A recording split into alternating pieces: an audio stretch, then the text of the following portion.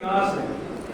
और ये जो बच्चे जो यहाँ बैठे हुए हैं, नौजवान जो बाहर से आए हैं, इनको भी शाम को सुबह जब भी मौका मिले यहाँ से चंद कदम की दूरी पर ये क्रांतिमान पार्क है। उस क्रांतिमान पार्क के अंदर एक पिलर लगा हुआ है और उस पिलर पर बहुत सारे अंग्रेज लोगों के नाम लिखे हुए हैं। अब वो अंग्रेज लोगों के नाम क्यों लिखे हुए हैं, इस इतिहास को जानने की जरूरत है। ये 1857 का जो पहला आजादी का आंदोलन अंग्रेजों के खिलाफ लड़ा गया, वो उस आंदोलन के बाद जिस आंदोलन में आजादी के आंदोलन में किसानों ने, मजदूरों ने, उनके साथ साथ जो है उस टाइम छोटे छोटे जो राज्य रजवाड़े थे उन्होंने भी आंदोलन के अंदर हिस्सेदारी की। उसमें हिसार और हांसी का ये पूरा जो इलाका, ये इलाका बिल्कुल अगुवाई इस आंदोलन की कर रहा था। और एक समय पर आया कि अंग्रेजों को यहां से खदेड़ दिया गया और अंग्रेज जो अफसर थे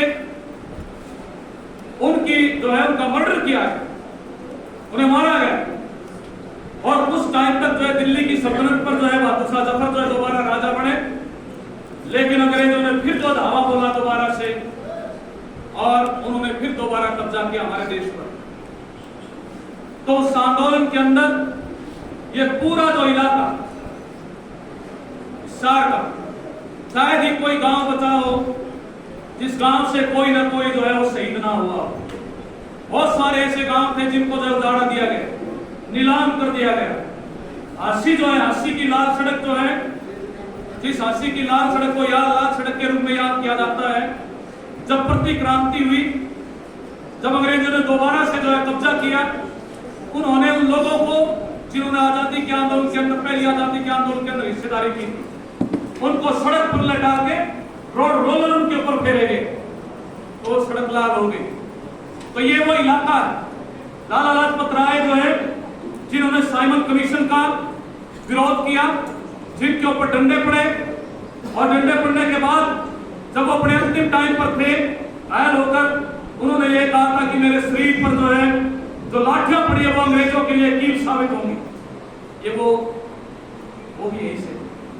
तो पूरा आजादी का आंदोलन, और यही नहीं, उसके बाद से जो मेरे साथी जो मुकेश बोल रहे थे कि यहाँ पूरा का पूरा आंदोलन, चाहे वो किसानों का, चाहे मजदूरों का, और जब हम इस समय पर इस सम्मेलन को यहाँ कर रहे तो हमें याद करते हैं कामड़ जो है गोरखपुरिया में,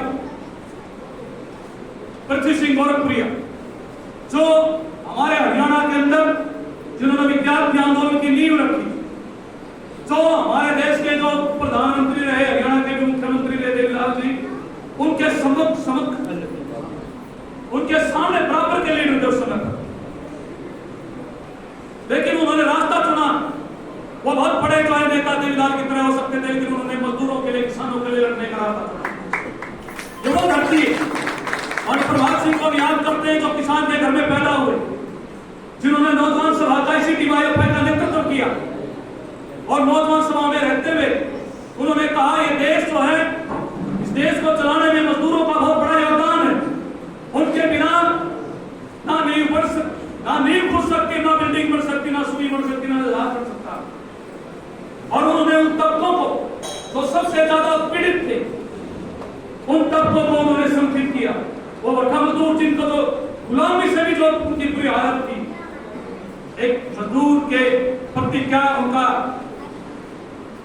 लगाव था उस जमात के प्रति, ये हम समझ सकते। तो ये स्थिति थी हमारे देश की।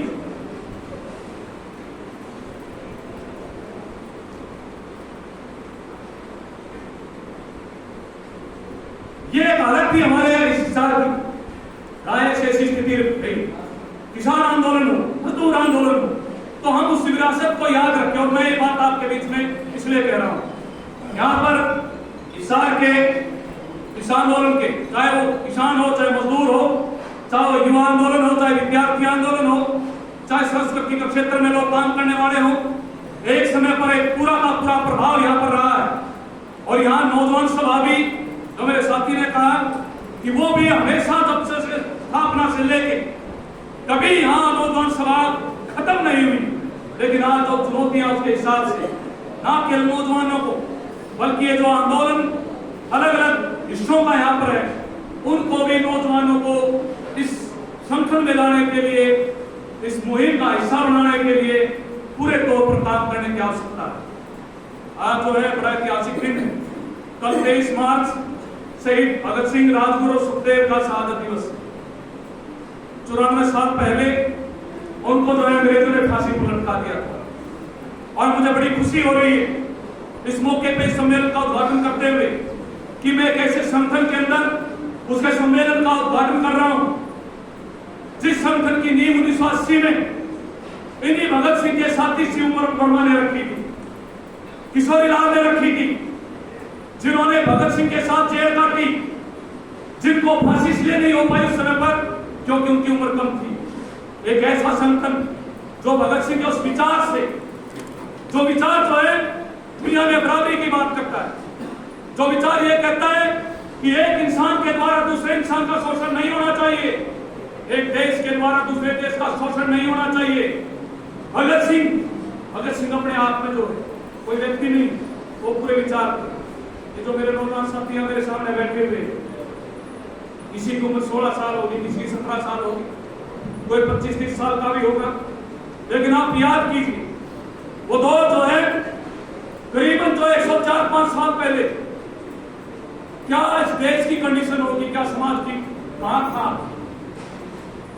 उस समय पर एक ऐसा नौजवान जो 18-19 साल की उम्र का है और वो अंग्रेजी हुकूमत के लिए सिरदर्द बन जाता है। इंग्लैंड की महारानी तक चर्चा होती है।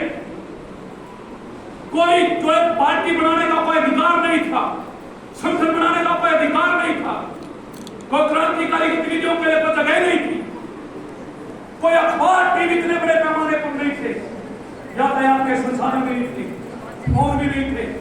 हमें सोचने की जरूरत है कि कैसे एक 20-21 साल का नौजवान हमारे देश के नौजवानों का प्रतीक बन जाता है, वो अंग्रेजी हुकूमत के लिए सिरदर्द बन जाता है। आखिर क्या चीज? जब हम बात करते हैं शहीद आजम भगत सिंह, शहादत जो है अपने आप में लाखों करोड़ों लोगों ने शहादत दी आजादी के आंदोलन में। किसी की भी शहादत जरा सी भी कम नहीं है, लेकिन जब हम याद करते हैं भगत सिंह को तो हम कहते हैं शहीद आजम। शहीद आजम का अर्थ है कि शहीदों में भी जिसकी जगह सबसे ऊपर है। ऐसा क्यों हो पाया? वो इसलिए हो पाया क्योंकि उनका विचार जो था वो बराबरी का विचार था, वो समाज को आगे ले जाना विचार था, वो इस शोषण को खत्म करना चाहते थे, जो है लूट पर टिका हुआ है, जो गैर बराबरी पर टिका हुआ है, जो इंसान को इंसान नहीं मानता। वो क्या कहते हैं? वो कहते हैं अपनी लेखनी में भगत सिंह हमारे साथियों को याद करना चाहिए। वो कहते हैं कि भाई आप जो है कुत्ते को गोद में उठा सकते हो, आप उसका जो है रसोई में ले जा सकते हो, बैठ के सुला सकते हो, लेकिन किसी दलित को छू जाने से हमारा धर्म भ्रष्ट हो जाता है। ये कैसा धर्म है?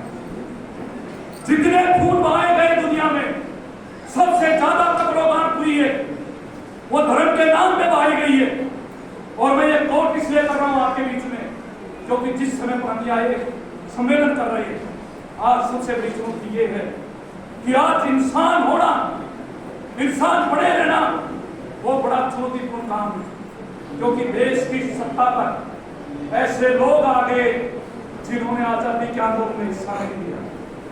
जो इस देश के अंदर जो संविधान बना, जिस संविधान के चेयरमैन डॉक्टर बाबा साहब अम्बेडकर थे, जिनका बहुत महत्वपूर्ण योगदान रहा, लेकिन वो संविधान किसी एक व्यक्ति के द्वारा बनाया गया नहीं है, ये भी हमें याद रखना चाहिए।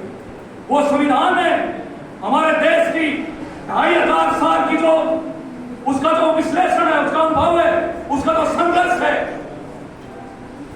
वो उसकी जो अभिव्यक्ति है, वो अंग्रेजों के खिलाफ जो लड़ाई लड़ी गई 300-350 साल की, उस संघर्षों के अंदर जो मुद्दे उभरे, उस मुद्दों से उभरे उस विमर्श का परिणाम है हमारे देश का संविधान। और ये जो इस समय पर जो देश की सत्ता पर जो विराजमान जो विचार है, वो ये कहता है उस समय पर भी जो बीजेपी उसकी मां आरएसएस है, जो 1925 में बन गई, जिसको इस साल 100 साल हो जाएंगे, जिन्होंने कभी भी आजादी के आंदोलन के अंदर हिस्सेदारी नहीं की, जिन्होंने नौजवानों का आह्वान किया कि अपनी शक्ति को जाया मत करो बेकार के कार्यों में। जब भगत सिंह उसके साथी वो आजादी के आंदोलन में कूद रहे थे, जहां कांग्रेस के नेतृत्व में भी उस समय पर लोग लड़ाई के मैदान में थे, उस समय पर आरएसएस क्या कह रही थी? ये आज अपने आप को देशभक्त कहते हैं, उस समय आरएसएस ये कह रही थी नौजवानों को बेकार की गतिविधियों में अपने जो है अपने शक्ति को जाया मत करो। जिन्होंने अंग्रेजों का उनकी मुखबरी, उनकी पेंशन ली, उनका साथ दिया और जिन्होंने संविधान का विरोध किया, बदकिस्मती से आज देश की सत्ता पर है। और ना केवल सत्ता पर है, पर इसकी संविधान में जो हमें अधिकार दिए, इस संविधान में जिसने कहा यह संविधान जो इस देश के लोगों के लिए उसको ही समर्पित है, उन लोगों ने ही तैयार किया है, उस संविधान को जो एक एक करके उसकी व्यवस्थाओं को खत्म कर रही है। यह ऐसी इमरजेंसी है जो है घोषित है, उसको समझने की जरूरत है। चुनौती बहुत बड़ी है। ऐसा नहीं है कि आजादी के बाद जो है जो सत्ता पर जो पार्टी आई, उसके नेतृत्व में जो सरकारें चली, उस समय संकट नहीं थी, दिक्कतें थी, लेकिन पिछले 10-12 साल से आप देख सकते हैं किस तरीके से बदलाव हो रहे हैं। संविधान को बदलना चाहते थे, लोगों ने विरोध किया और उस विरोध की अभिव्यक्ति, ये सही कहा हमारे जनरल सेक्रेटरी ने कि 2014 के बाद 2024 में लोगों को लगा कि ये तो संविधान को खत्म करने की तैयारी कर रहे हैं। लोगों ने अपना मैंडेट दिया, उसके बावजूद भी कि बीजेपी ने कोई कसर नहीं छोड़ी लोकतंत्र का गला घोटने की, विपक्षी पार्टियों को डराने की। दो मुख्यमंत्रियों को जेल में डाला गया, उसके बावजूद भी जब संविधान पर बात आई, लोगों ने वोट किया, लेकिन उसके बाद भी स्थिति, बेशक यह सरकार केंद्र में है और राज्य में भी बीजेपी की सरकार है, वो सरकार जो है केंद्र वाली बेशक जो गठबंधन की है, लेकिन जो एक एक करके फैसले लिए जा रहे हैं। हम याद करते हैं भगत सिंह को, जिनके खिलाफ सैंडर्स की हत्या का मुकदमा चला, जिन्होंने असेंबली के अंदर बम फेंका, वो जो बम फेंका गया, 2 कानून जो समय पर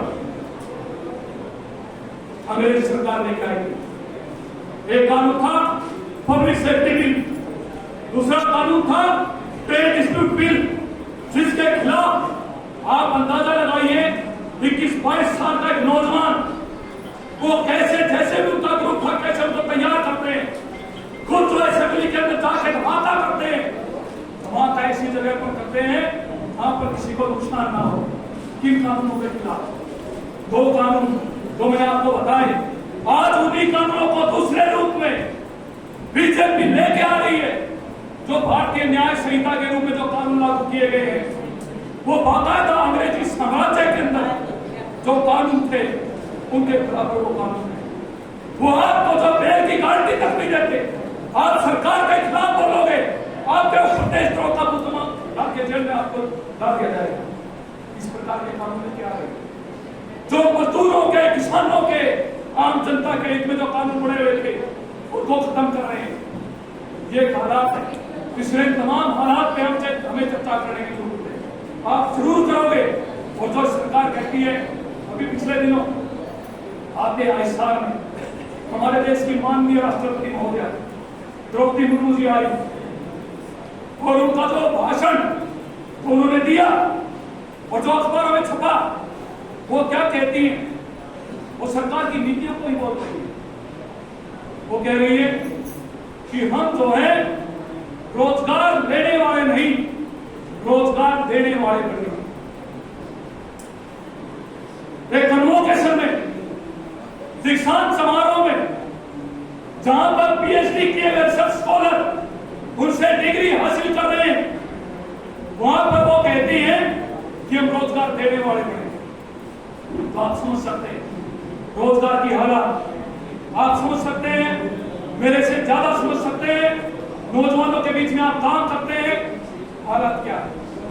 सरकार ने अभी बजट पेश किया, हरियाणा का बजट। उस बजट के अंदर 2-3 आंकड़े जो जरूरी है मैं आपके बीच में रख रहा हूं। उन्होंने मूल्यांकन किया 2014 में हरियाणा की प्रति व्यक्ति आय क्या थी और अब 2025 में हरियाणा की प्रति व्यक्ति आय क्या है। प्रति व्यक्ति आय का अर्थ है कि जो बच्चा 3 महीने पहले भी पैदा हुआ है उसके नाम भी उसको भी उसमें जोड़ा गया। उन्होंने बताया हरियाणा में 2014 में प्रति व्यक्ति आय 4,37,145 थी, जो 10 साल में बढ़ के 12,13,951 रुपए हो गई। ये सालाना आमदनी। एक साल में अगर पूरे हरियाणा में जितनी धन दौलत को इकट्ठा कर ले और बच्चे से लेकर बूढ़े तक पूरी जनसंख्या में उसको बांट दे तो आप प्रति व्यक्ति हर वर्ष जो है आमदनी आज के दिन है 12,13,951। अब हम ये पूछना चाहते हैं ये पैसा है कहां। हरियाणा के अंदर 70% आबादी को बीपीएल में शामिल कर दिया गया। अभी 4 दिन पहले सुप्रीम कोर्ट ने पूछा, आप कह रहे हो आपकी जीडीपी बढ़ रही है, आप कह रहे हो आपका प्रति व्यक्ति आय बढ़ रही है, तो फिर हरियाणा की 70% आबादी बीपीएल कैसे हो सकती है? बताइए। 5 किलो अनाज प्रति व्यक्ति 70% लोग, ये कैसे संभव है? तो इससे अंदाजा लगा सकते हैं हरियाणा जो है हर मामले में नंबर 1 है, हर मामले में, बेरोजगारी में नंबर 1 है, हरियाणा क्राइम के मामले में, अपराध के मामले में पूरे देश का जो सबसे बड़ा नेटवर्क मिल रहा है। जितने भी ये लोग पूरा अंडरवर्ल्ड से पहले कहते थे दाऊद क्राइम, मुंबई में बैठ के क्राइम होता है, लेकिन आप पिछले 5-7 साल का जो भी सरकार जो आंकड़े जारी कर रही है ये पूरा सिस्टम बना था। ये कैसे हो गया संभव? क्राइम के मामले में, महिलाओं के खिलाफ हिंसा के मामले में 3 साल से बच्ची से लेकर बुजुर्ग महिला तक सुरक्षित नहीं है और क्राइम जो है कितना ज्यादा जो है भयानक स्थिति पैदा हो गई।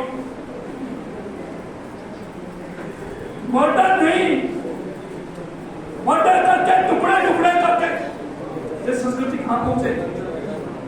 यह बड़ी चिंता का विषय है। सरकार नारा बेटी बचाओ बेटी पढ़ाओ का, लेकिन कर क्या रही है? वो अपराधियों के साथ खड़ी है।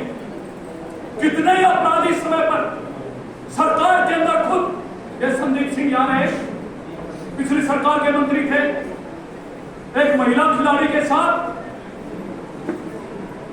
महिला कोच के साथ अटैक टू रेप काम पर मुकदमा चला, उनको जो है मंत्री पद से हटाया। खिलाड़ी लड़का जो ओलंपिक लेके आई कितने दिन आंदोलन पे रही, वो सांसद ब्रजभूषण सरकार उसके साथ खड़ी थी, अब उसके बेटे को एमपी बना दिया। अभी खुद बीजेपी का अध्यक्ष हरियाणा का, उस अध्यक्ष पर महिला ने जो है रेप के आरोप लगाए, उसको बचाने के लिए कई महीने टिकट में करके उठौनी को फंसा दिया, कोई कार्रवाई नहीं। जब बीजेपी के एमएलए, मंत्री, के अध्यक्ष वो अगर जो है इन कामों में लिप्त मिलेंगे और सरकार उनको बचाने का काम करेगी, तो एक गांव जो परिवार है उसकी बेटी के साथ, उसकी बच्ची के साथ, उसके गांव के साथ क्या होगा? कैसी स्थिति? तो ऐसी स्थिति में ये जो हमारा कुल मिला के जो हालात है, उन हालातों एक बहुत बड़ा एक ऐसा आंदोलन जिस आंदोलन का कोई परिणति हो, वो आंदोलन लड़े गए, किसान आंदोलन ने अपने जीत जो हासिल की सबके सामने, लेकिन युवा जो देश का भविष्य है, तो दुनिया में किसी भी देश का, किसी भी समाज में युवा सबसे बड़ी, उसकी सबसे बड़ी ताकत होती है। ये जो नशे का जो कारोबार है, ये जो सोशल मीडिया के माध्यम से, ये जो जिस प्रकार से एक अंधुभोक्तावाद का, एक जो सेक्स की संस्कृति, एक वाड़ेपन की जो संस्कृति ये जो फेंकी जा रही है, ये वैसे ही नहीं है। अगर किसी देश को बर्बाद करना है, और ये पूंजीवाद का नियम है, अगर पूंजीवाद को बचना है, साम्राज्यवाद जो पूरी दुनिया के लूट पर टिका हुआ एक सिस्टम है, अगर उसको बचाना है तो लोगों को, नौजवानों को, उनको अपने पुत्रों पर बताएं। उनके अंदर जो नशे का कारोबार बाकायदा देख रेख में चलता है, और इनके अंदर ये पॉलिटिकल जो पार्टियां जो राज में है, आप देखेंगे हर जगह उनकी समझ लेंगे। तो ये तो वैसे ही नहीं, सारी चुनौतियों को हम लोग समझे और इस दिशा में हम आंदोलन के बड़े कदम के रूप में देखें। और ये जो नौजवान पीढ़ी है, हम तो देखते हैं मजदूरों के बीच में काम करते हैं, सरकार कानून नहीं बदल रही है, मजदूरों के कानून बदल दिए। अरे जो कानून लड़के हमारे देश के आजादी के आंदोलन के नायक में, उस समय पर मजदूर आंदोलन में जहां अंग्रेजों के खिलाफ जनता को लामबंद करने का प्रयास किया, लड़ाई लड़ी, उसी समय पर मजदूरों के हकों के लिए, अधिकारों के लिए काम किया, अंग्रेजों से लड़के कानून हासिल किए। बीजेपी सरकार उन सब कानूनों को खत्म कर रही है, वो पक्की नौकरी के सिस्टम को ही खत्म कर रही है। नौकरियों की हालात आपकी रिपोर्ट में आएगी। हरियाणा में बड़ा बखान है, डी ग्रुप में लगा दी, सी ग्रुप में लगा दी। एक पीएचडी किए हुए नौजवान, उनको आप पानी पिलाने के काम में आपने लगा रखा है। कितने रोजगार दिए गए? अभी बजट में भी कहा 50 लाख नौकरियां देंगे, कब तक? 2047 तक। मुख्यमंत्री जो वित्त मंत्री नायक से उनका यही है 50 लाख। आज वो सपने दिखाते रहेंगे, 47 की बात करेंगे, आज क्या करेंगे, इस साल क्या करेंगे, ये नहीं बताएंगे। इसलिए इस पूरे सिस्टम को समझना, और ये जो धर्म का नशा, ये सांप्रदायिक धार्मिक होना कोई बुरी बात नहीं है, लेकिन ये पूरा का पूरा जो वातावरण पैदा किया था, हमारे नौजवानों को काबिल बनाना चाहता धर्म के नाम एक झूठा दुश्मन खड़ा करके, जो हिंदू मुसलमान का नाम करके जो पूरा वातावरण बनाया गया ताकि आप अपने मुद्दों को हम पूरा समझ ना पाए। इस पर भी काफी ज्यादा हमें सोचने की जरूरत है, समझने की जरूरत है। ये सत्ता की, ये आरएसएस, बीजेपी जो दुनिया के पूंजीपतियों के साथ खड़ी है, हिंदुस्तान के सबसे बड़े पूंजीपतियों के साथ खड़ी है। नौजवान तो लूट रहे, 6-6 महीने की नौकरी है, 6 महीने बाद फैक्ट्री का मालिक मारुति का चाहे होंडा का निकाल देता है, 1 महीने बाद फिर देख लेता है। 5,000, 7,000, 10,000 पॉलिटेक्निक करके आगे करके जा रहे बच्चे, फिर नौकरी नहीं है। और ये गिग वर्कर है, कोई अमेजन में, कोई फ्लिपकार्ट में, कोई काय में, कोई रूल रेगुलेशन नहीं है। और अब ये लेबर कोड सरकार पारित करने जा रही है। हम ये कहना चाहते हैं, ये लेबर कोड भी ये नौजवानों का मुद्दा है। फैक्ट्रियों में जो काम करते, प्रोडक्शन में जो काम करते, कंपनियों में जो काम करते, गिग वर्कर के रूप में, प्लेटफॉर्म के रूप में जो वर्कर काम करते, सब नौजवान हैं। तो नौजवान बेरोजगारी का, रोजगार का चित्र तो नौजवान सभा, CITU, कर्मचारी आंदोलन, खेत मजदूर, महिलाएं, तमाम लोग इकट्ठे हों और वही इकट्ठे होकर एक बड़ी मूवमेंट, बड़ा आंदोलन खड़ा होगा, तो निश्चित तौर पर जो है